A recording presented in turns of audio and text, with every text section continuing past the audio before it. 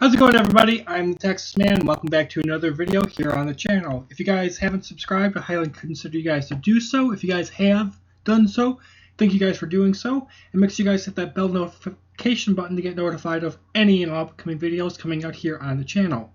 With that said, we're going to dive right into this review for the TV show, The River. This is, of course, the first season, and it is the only season that has been made, sadly. So we're going to get into the positives, negatives, and then give you guys my final review score. So this is the River TV show, the show that was made in 2012. And honestly, it is one of the best paranormal thriller shows of all time. So the premise of this show is that this guy named Dr. Emmett Cole goes missing in the Amazon on the river called the Boyuna. And his mission, along with people that are with him, camera people and whatnot, their goal is to find the source of all the magic in the world. And Dr. Emmett Cole believes that he can find it. And on his journey, he ends up going missing, and he is missing for over 6 months. His beacon, his emergency beacon, gets activated, and his wife, son, and a bunch of other people go on this expedition rescue mission to try to find him in the Amazon on the Boyuna River.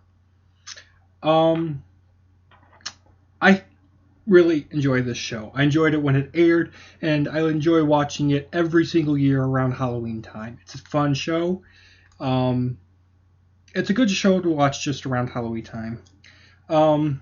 This show has tons of characters that hopefully there's at least one or two that you'll be able to grab towards, that you will enjoy their arc, even though it might be limited.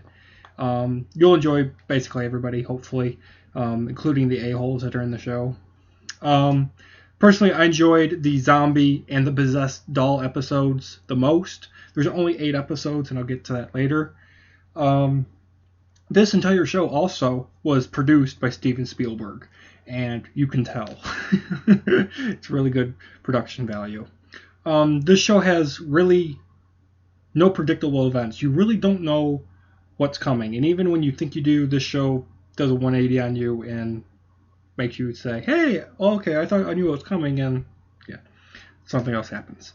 Spectacular CGI, and even when CGI was used, there's very minimal amounts. A lot of this show is practical effects, and all the actors and actresses, they do most of their own stunts.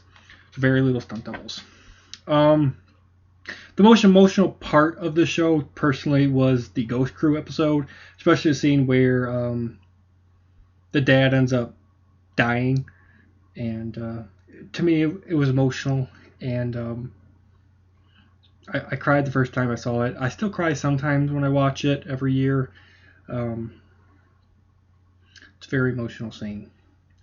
And like I said, there's only 8 episodes, so that allows you to be able to easily binge this. The episodes are about 40 to 45 minutes long, so this show is really easy to binge and watch. For negatives, although there's only 8 episodes and it's easy to binge, there's only 1 season with 8 episodes, and it has a really big cliffhanger ending for season 2, which, at the time we were recording this video, it's 2019. After 7 years, we haven't had a season 2 at all. And so, unfortunately, it is what it is. And the ending kind of is okay, I guess. But I wanted a lot more. And I've watched it with a lot of people, and they're like, well, that's just a bad ending. And I'm like, well, it wasn't supposed to be end. There were supposed to be another 2 seasons. Unfortunately, the show got canceled because there just wasn't enough views. There wasn't enough people watching it when the show was airing, so ABC canceled it and moved on to all this other garbage that they have produced. For another negative, there is a scene where there's a character walking in a river and they have an open cut leg wound, and I'm just like, never would happen in reality. But it happens because they need the plot to move forward. Bugs going into people's mouths to possess them is just beyond believable that happens in the show. So there's like these fireflies and mosquitoes that constantly go into people, and it ends up possessing them, and you have somebody else talking inside of someone else's body, and it's just, that's not how possession works. I don't care how much magic and nonsense you can throw at me. That's just, yeah, I don't find that believable. I find it just stupid as a plot.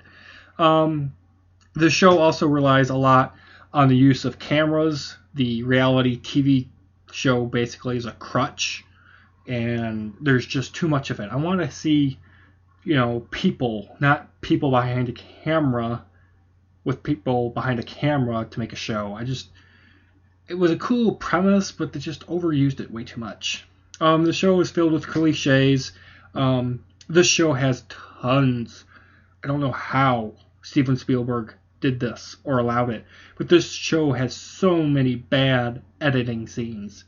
There's constant cuts in and out of intense moments, and it kind of just defeats the purpose of the intensity and the scares in the show sometimes. Like, it'll cut out in and out of intense moments, and it's just aggravating. It'll show us an intense moment for like 2 seconds, and then it cuts to another scene that happened 35 years ago to give us information, and then it goes back to the intense scene, and then it does it again to give us more information, and then back to another intense scene. I'm just like, pick one. Like, pick an episode where it's all the stuff that happened in the past, and then go present, and then keep going with the present towards the future. But the constantly go from future events to the past, and then to present, and then future, and then present, and then past, and then future. Oh, that hurts my head, and it should hurt yours too. It's really irritating. This show also it's got blurred out PG-13 language all the time for the whole show. Just irritating that they had to do that. I'm like, if you can't have that type of language being told on to national TV, don't put it in the show. Like, it was funny the first time, and then they just started doing it for the rest of the show, and I'm just like, why? There's a scene where Dr. Emmett Cole ends up having to find food, and he can't find food, and he's got this dog with him, and he makes the dumb decision not to kill the dog in order to survive. He'd rather let the dog live and him die of starvation.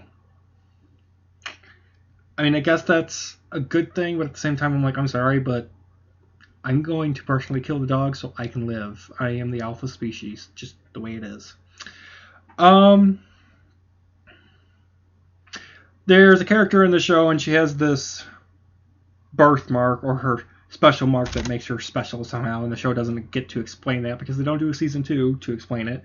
But this girlfriend character basically has this special mark, and it's on her neck underneath her hairline, and apparently she never knew for the past 20 to 30 years that it was there. I find that unbelievable. Yeah. All the characters in this show, they are very cliche. They have a set thing that they're supposed to do for the show, and because of that, most of the characters don't get any really development. I mean, just the characters, they're stereotypes in this show. It's like, one is able to see ghosts while also being a great engineer. Someone is a hacker, and they've got daddy issues at the same time. And I'm just like, it really made the show unbearable to watch after like the 4th, 5th time, because I started seeing all these problems. And then lastly, in the final episode, they had to do this. One of the camera guys is gay. And whether you're for or against it, I don't care. But again, and I said this in a lot of my reviews for movies and shows and whatnot, again, we have the same problem. This scene of the camera guy saying I'm gay, basically, goes on for about 3 minutes or so. It adds nothing to the plot. It actually halts the plot from actually continuing. And it adds nothing to the cameraman's character arc. Like, fine, you're gay. Say you're gay. And let the plot and the character move on. But there's a conversation about him being gay for like 3 minutes in the last episode. And I'm just like, it halts the plot and it irks the show. With that, guys, I'm going to give The River a 7.5 out of 10. I know I probably seem like I'm bashing this show. You know, I'm giving it more negatives than positives. And the more I watch it, the more I'm realizing it's bad. It somehow has gotten worse every time I watch the show every year. When I watched it originally on TV, when it was airing back in 2012, I gave it a 9 out of 10. And then every year I watch it, I keep realizing how bad the show is. And it's probably just because, you know, I've become more critical of stuff and I've grown up in that time span, and my knowledge and understanding of certain things has also, you know, matured. So because of that, I'm giving the show a 7.5. And hopefully when I watch it next year in 2020, it doesn't fall any shorter than that. Yeah, it's an enjoyable show. Like I said, it's only 8 episodes. I highly encourage you guys to at least watch it once in your lifetime. But other than that, move on to something else. So that's going to do it for me, guys. Thank you guys so much for watching. I'll see you guys all in the next video. Have a good one.